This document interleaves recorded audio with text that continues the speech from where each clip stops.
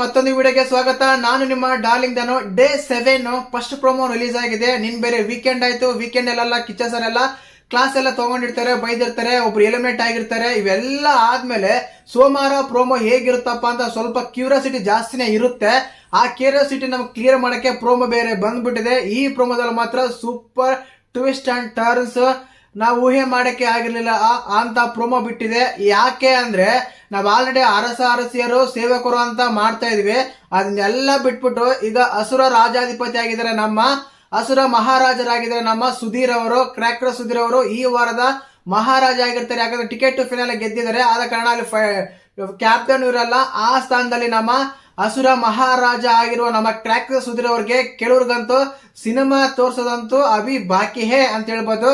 ಯಾಕಂದ್ರೆ ಆ ಕ್ಯಾರೆಕ್ಟರ್ ನೋಡಿದಾಗ, ಆ ಪ್ರೋಮೋ ನೋಡಿದಾಗ ಒಳ್ಳೆ ಕ್ಯಾರೆಕ್ಟರ್ ಕೊಟ್ಟಿದ್ದಾರೆ ಅಂತ ಹೇಳ್ಬೋದು. ಇದನ್ನ ಅಚ್ಚುಕಟ್ಟಾಗಿ ಉಪಯೋಗಿಸ್ಕೊಂಡ್ರೆ ಮುಂದಿನ ವಾರ ಕಿಚ್ಚನ ಚಪ್ಪಾಳೆ ಬರೋದು ಗ್ಯಾರಂಟಿ ಅಂತ ಹೇಳ್ಬೋದು. ಆ ರೀತಿ ಆಗಿದೆ ಕ್ಯಾರೆಕ್ಟರ್ ಅಲ್ಲಿ ಇನ್ಕ್ಲೂಡಿಂಗ್ ಆಗಿ ಚೆನ್ನಾಗಿ ಮಾಡ್ಬೇಕು. ಮತ್ತೆ ಪ್ರೋಮೋ ಯಾವ ರೀತಿ ಇದೆ ಒಂದಂತೂ ಸತ್ಯ, ಈ ಪ್ರೋಮೋದಲ್ಲಿ ನೋಡಿದಾಗ ಆಸ್ ಇಟ್ ಈಸ್ ಮಲ್ಲಿ ನಮ್ಮ ಗಿಲ್ಲಿ ನಟ ಕಾಣಿಸ್ತಾ ಇದಾರೆ, ಮತ್ತೆ ಜಾಹ್ನವಿ ಕಾಣಿಸ್ತಾ ಇದಾರೆ, ಅಶ್ವಿನಿ ಕಾಣಿಸ್ತಾ ಇದಾರೆ. ಒಂದಂತೂ ಸತ್ಯ, ನಮ್ಮ ಜಾಹ್ನವಿ ಅವರು ಈ ಮನೆಯ ಮಹಾರಾಣಿ ನಿಮ್ಮ ಮಾತು ಕೇಳಲ್ಲ ಅಂತಾರೆ, ತಗೊಂಡೋಗಿ ಸ್ವಿಮ್ಮಿಂಗ್ ಪೂಲ್ ಬಿಸಾಕ್ತಾರೆ. ಅದಾದ್ಮೇಲೆ ನಾನು ಬಂದಾಗ ಎಲ್ಲರೂ ಎದ್ ನಿಂತ್ಕೋಬೇಕಂತ ಸುಧೀರ್ ರಾಜ ಹೇಳಿದ್ರೆ, ನಮ್ಮ ಕಾಮಿಡಿ ನಮ್ಮ ಕಾಮಿಡಿ ಇದನ್ನಲ್ಲ ಗಿಲ್ಲಿ ನಟ ಅವ್ರು ಬಂದ್ಬಿಟ್ಟು ಅಣ್ಣ ಬಾತ್ರೂಮ್ ಆಗಿದ್ರೆ ಹೆಂಗಣ್ಣ ಎದ್ ನಿಂತ್ಕೋಬೇಕು ಅಂತ ಕಾಮಿಡಿ ಬೇರೆ ಮಾಡ್ತಾರೆ. ಮರ ಎಂತ ಫನ್ನು ಎಂತ ಇದೆ ಅಂದ್ರೆ ಪ್ರತಿ ಒಂದು ಸಿಚುವೇಶನ್ ಅಲ್ಲೂ ಕಾಮಿಡಿ ಕ್ರಿಯೇಟ್ ಮಾಡೋ ತಾಕತ್ತಿದೆ ಗಿಲ್ಲಿ ನಟನಿಗೆ. ಆ ರೀತಿ ಇದೆ. ಇನ್ನು ಕಾನ್ಸೆಪ್ಟ್ ಏನಿರುತ್ತೆ ಈ ವಾರ ಹೇಗಿರಬಹುದು, ಮುಖ್ಯವಾಗಿ ಈ ಅಸುರ ಮಹಾರಾಜನ ಒಂದು ಕಾನ್ಸೆಪ್ಟ್ ಏನು, ಥೀಮ್ ಏನು, ಪ್ರೋಮೋ ಯಾವ ರೀತಿ ಇದೆ, ಅದಾದ್ಮೇಲೆ ಯಾವ ರೀತಿ ಎಲ್ಲ ಕ್ಯಾರೆಕ್ಟರ್ ಎಲ್ಲ ಕೊಡಬಹುದು, ಈ ರೀತಿ ಈ ವಾರ ನಾವು ಯಾವ ರೀತಿ ಎಂಟರ್ಟೈನ್ಮೆಂಟ್ ತಗೋಬಹುದು, ಯಾವ ರೀತಿ ಆರ್ಗ್ಯುಮೆಂಟ್ ಗಳಾಗುವಂತೆಲ್ಲ ಮಾತಾಡೋಣ. ದಯವಿಟ್ಟು ಚಾನಲ್ ಯಾರು ಹೊಸ ಮಾಡಿದ್ರೆ ಮಿಸ್ ಮಾಡಿದ್ರೆ ಸಬ್ಸ್ಕ್ರೈಬ್ ಮಾಡಿ, ಲೈಕ್ ಮಾಡಿ, ಶೇರ್ ಮಾಡಿ.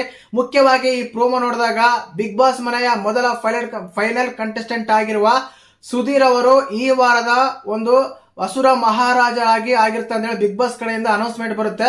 ಅಸುರ ಹರಕ ಮಹಾರಾಜ ಅಂತ ಹೇಳ್ಬೋದು. ಆ ರೀತಿಯಾಗಿ ನಿಮ್ಗೊಂದು ಐಡಿಯಾ ಇರುತ್ತೆ ಅನ್ಕೊಂಡಿನಿ.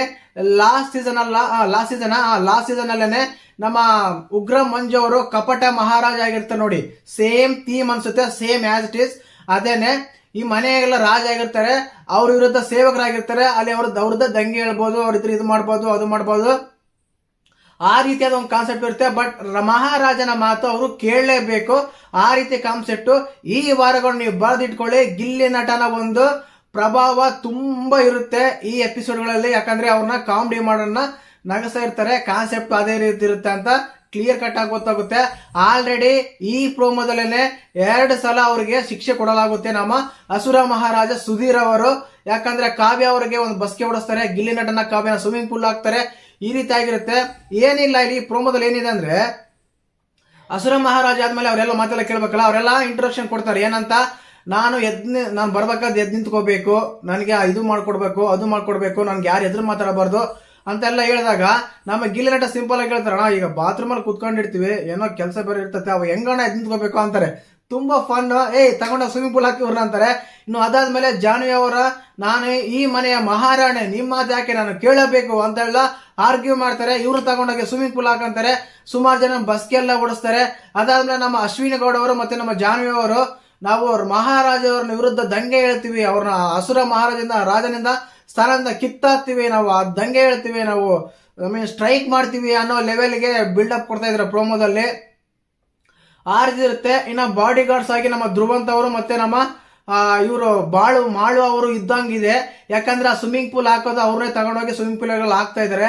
ಆಲ್ರೆಡಿ ಇಬ್ಬರನ್ನ ಸ್ವಿಮ್ಮಿಂಗ್ ಪೂಲ್ ಹಾಕಿದ್ರು. ಇನ್ನು ಏನೇನೆಲ್ಲ ಶಿಕ್ಷೆ ಕೊಡ್ತಾನೆ ಅನ್ನೋದೇ ಈ ವಾರದ ಕಾನ್ಸೆಪ್ಟ್ ಆಗಿರುತ್ತೆ. ಮುಖ್ಯವಾಗಿ ಅಲ್ಲಿನ ಸೇವಕರಾಗಿರ್ಬೋದು, ಅಲ್ಲಿನ ಒಂದು ಕಂಟೆಸ್ಟೆಂಟ್ಗಳು ಆ ರಾಜನ ವಿರುದ್ಧ ಯಾವ ರೀತಿ ಬಿಹೇವ್ ಮಾಡ್ತಾರೆ, ರಾಜ ಅದು ಕೊಟ್ಟಿರೋ ಒಂದು ವೇಷಭೂಷಣವನ್ನು, ಒಂದು ಕ್ಯಾರೆಕ್ಟರ್ ಅನ್ನು ಯಾವ ರೀತಿಯಾದ ಉಪಯೋಗಿಸ್ಕೊಳ್ತಾನೆ ಮುಖ್ಯ ಕಾನ್ಸೆಪ್ಟ್ ಆಗಿರುತ್ತೆ. ಆ ಕಾನ್ಸೆಪ್ಟ್ ತುಂಬಾ ಇಂಪಾರ್ಟೆಂಟ್ ಆಗಿರುತ್ತೆ. ನಾನು ಸ್ಟಾರ್ಟಿಂಗ್ ಅಲ್ಲಿ ಹೇಳಿದೆ, ಒಂದು ವೇಳೆ ಈ ಕಾನ್ಸೆಪ್ಟ್ ಕೊಟ್ಟಿರುವ ಒಂದನ್ನು ಆ ರಾಜನ ಪ್ರಕಾರ ಸ್ವಲ್ಪ ಈಗೋ ಮೇಂಟೈನ್ ಮಾಡ್ದಾನೆ ನೀಟಾಗಿ ಒಂದ್ ವೇಳೆ ತಗೊಂಡೋದ್ರೆ ಕ್ರ್ಯಾಕ್ರೋಜ್ ಅವರಿಗೆ ವೇಷಭೂಷಣ ಅಂತೂ ಸೂಪರ್ ಆಗಿ ಸೂಟ್ ಆಗಿದೆ. ಅದನ್ನೆಲ್ಲ ಯುಟಿಲೈಸ್ ಮಾಡ್ಕೊಂಡ್ರೆ ಅವ್ರಿಗೆ ಕಿಚ್ಚನ ಚಪ್ಪಾಳೆ ಸಿಗೋದು ಗ್ಯಾರಂಟಿ ಅನ್ಸುತ್ತೆ. ಈ ವಾರದ ಒಂದು ಥೀಮ್ ಇದೇ ಇರುತ್ತೆ, ರಾಜ ಮಹಾರಾಜ ಅದೇ ಅಸುರ ಮಹಾರಾಜ ವಿರುದ್ಧ. ಅಂದ್ರೆ ಅಸುರ ಅಂದ್ರೆ ರಾಕ್ಷಸ ರಾಜ, ಆ ರಾಕ್ಷಸ ರಾಜನ ಸಂಹಾರ ಮಾಡ್ಬೇಕು, ರಾಕ್ಷಸ ರಾಜನ ದಂಗೆ ಹೇಳ್ಬೇಕು, ರಾಜನ್ನ ಇದು ಮಾಡ್ಬೇಕು.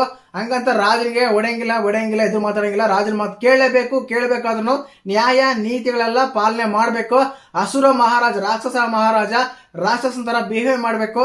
ಅದು ಜನಗಳಿಗೆ ಯಾವ ರೀತಿ ತಗೊಂತಾರೆ, ಯಾವ ರೀತಿ ರಿಸೀವ್ ಮಾಡ್ತಾರೆ, ಅದು ಫನ್ ಆಗಿ ಹೋಗುತ್ತಾ ಇಲ್ಲ ತುಂಬಾ ವೈಲೆಂಟ್ ಆಗಿ ಹೋಗುತ್ತಾ ಅನ್ನೋದು ಕಾದ್ ನೋಡ್ಬೇಕು ಯಾವ ರೀತಿ ಅಂತ. ಟೋಟಲ್ ಆಗಿ ಪ್ರೋಮೋ ನೋಡಿದಾಗ ಈ ರೀತಿ ಅನ್ಸುತ್ತೆ. ಆಕ್ಚುಲಿ ಇಲ್ಲಿ ಹೇಳ್ಬೇಕಂದ್ರೆ ಒಂದು ವಿಷಯ ಅಂತ ನೆನ್ಪಿಟ್ಕೊಳ್ಳೇಬೇಕು.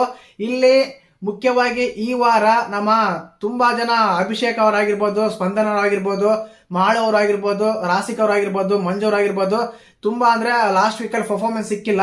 ಮತ್ತೆ ಈ ವಾರದಲ್ಲಿ ಯಾವ ರೀತಿಯ ಪರ್ಫಾರ್ಮೆನ್ಸ್ ಸಿಗುತ್ತೋ ಅಂತ ನೋಡ್ಬೇಕು. 2ನೇ ವೀಕಿಗೆ ಒಳ್ಳೆ ಆಪರ್ಚುನಿಟಿ ಸಿಕ್ಕಿದೆ ನಮ್ಮ ಸುಧೀರ್ ಅವರಿಗೆ ಅಂತ ಹೇಳ್ಬೋದು. ನಿಜವಾಗ್ಲು ಆ ರೀತಿ ಇದೆ ಪ್ರೋಮೋ ಕಟ್ ಮಾಡಿದ್ದಾರೆ. ನಾವು ಇವನ್ ರಾಕ್ಷಸನ ವಿರುದ್ಧ ಸಂಹಾರ ಮಾಡ್ತೀವಿ, ರಾಕ್ಷಸನ ವಿರುದ್ಧ ನಾವು ದಂಗೆ ಹೇಳ್ತೀವಿ ಅಂದಾಗ ಇವ್ರಿಗೆ ಮಧ್ಯಾಹ್ನ ಊಟ ಕೊಡ್ಬೇಡ್ರಿ ಅಂತಾರೆ. ಸಿಂಪಲ್ ಆಗಿ ಆ ರೀತಿಯಾಗಿರುತ್ತೆ ರಾಜನ ರೂಲ್ಸ್, ರಾಜನ ಒಂದಂತೂ ಸತ್ಯ, ಈ ವೀಕ್ ತುಂಬಾ ಹೈ ಹೋಗೋ ಚಾನ್ಸಸ್ ತುಂಬಾನೇ ಇದೆ.